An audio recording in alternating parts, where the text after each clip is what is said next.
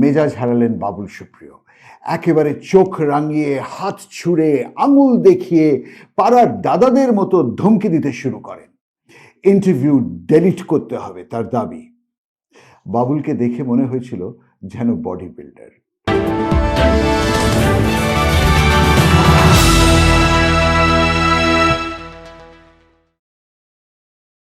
বাবুল সুপ্রিয় রাজ্যসভার নবাগত এমপি, পারলে যেন আনন্দবাজারের সাংবাদিককে ধরে মারেন।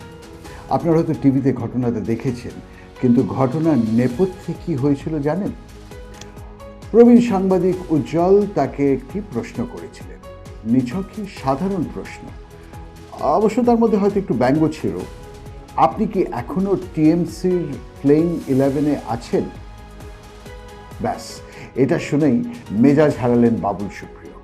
একেবারে চোখ রাঙিয়ে, হাত ছুঁড়ে, আঙুল দেখিয়ে পাড়ার দাদাদের মতো ধমকি দিতে শুরু করেন। ইন্টারভিউ ডিলিট করতে হবে তার দাবি। বাবুলকে দেখে মনে হয়েছিল যেন বডি বিল্ডার, কারণ যেহেতু উনি হয়তো জিমে যান, তাই চেহারা বেশ সুগঠিত। পারলে ক্যামেরাম্যানের কাছ থেকে ক্যামেরা কেড়ে সাংবাদিককে কষিয়ে একটা চড় মারেন। আনন্দবাজারের জায়গায় অন্য কোনো ছোট সংবাদ মাধ্যম হলে মারামারি হয়তো হয়েই যেত, পুলিশ কমপ্লেনও হতে পারত। যতই হোক, রাজ্যসভার সংসদ বলে ব্যাপার, পুলিশ বাবুলের হয়ে সংবাদ মাধ্যমের মালিককে গ্রেফতারও করত। কাল যদিও সেটা হয়নি, কারণ মধ্যে ছিল আনন্দবাজার পত্রিকা। রংবাজি দেখিয়ে বাবুল মুম্বাইয়ের হিরোর মতো চলে গেলেন। সাংবাদিক ও বাবুলের বচসা চলাকালীন সেখানে এন্ট্রি নেন বিচক্ষণ রাজনীতিবিদ অরূপ বিশ্বাস। তিনি দৌড়ে এসে বাবুল সুপ্রিয়কে শান্ত করেন, নাহলে হয়তো পরিস্থিতি হাতের বাইরে চলে যায়। আসলে কি জানেন তো, অরূপ বিশ্বাস একজন বিচক্ষণ রাজনেতা। রাজনীতি তার পেশা, কোথায় কখন খেলতে হবে সেটা তিনি খুব ভালো করেই জানেন। আর আনন্দবাজারের সাংবাদিকের সঙ্গে পরে কিভাবে কথা বলতে হবে সেটাও অরূপ বিশ্বাস জানেন। তবে একটা ব্যাপার কিন্তু খুব পরিষ্কার হয়ে গেল, বাবুল সুপ্রিয় আদতে যে কতটা কাঁচা রাজনীতিবিদ সেটা তিনি নিজেই বুঝিয়ে দিয়েছেন। আর বাবুলকে দেখে টিএমসির মধ্যে তার বিরোধীরা খুব মজা পেয়েছেন। যারা তাকে মন্ত্রিসভা থেকে সরিয়ে আসন্ন বিধানসভা নির্বাচনের টিকিট কেটে রাজ্যসভায় নির্বাসনে পাঠালেন, তারা সন্ধেবেলায় টিভির সামনে বসে নিউজ দেখতে দেখতে খুব পার্টি করেছেন নিশ্চয়ই। আসলে বাবুল দলের গোষ্ঠীদ্বন্দ্বের ফাঁদে নিজেই পা দিয়েছেন। বাবুল আবার সেই সাংবাদিককে ধমকি দিয়ে বলছিলেন, আমার বাইট, ফুটেজ ডিলিট করো। পরিবর্তে এবিপি আনন্দের ক্যামেরাম্যান বলছিলেন, অফিস না বললে করব না। আর সেই মুহূর্তেই চেঁচাতে শুরু করলেন বাবুল, আমার বাইট, আমার ফুটেজ, আমি আমি আমি।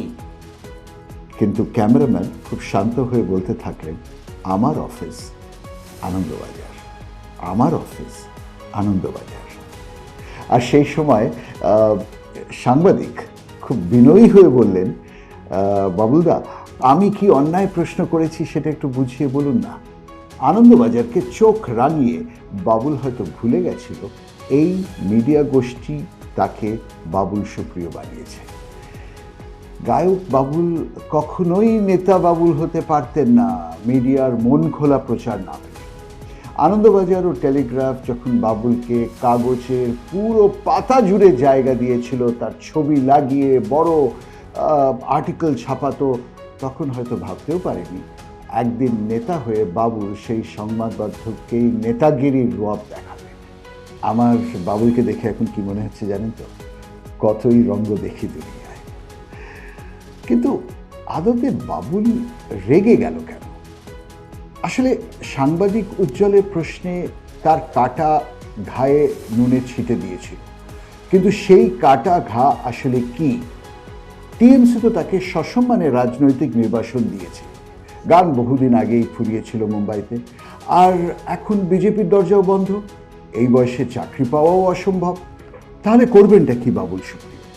2029 অবধি তো রাজ্যসভার এমপি হয়ে থাকবেন উনি, মাসে 2 লাখ টাকা মাইনে, রাজ্যসভা এমপির, বিশাল বড় বাড়ি দিল্লিতে, যাকে আমরা বলি লুটন্স দিল্লিতে, সরকারি গাড়ি, 6-7টা চাকর, ফ্লাইটের টিকিটও পাবেন প্রত্যেক মাসে অনেকগুলি।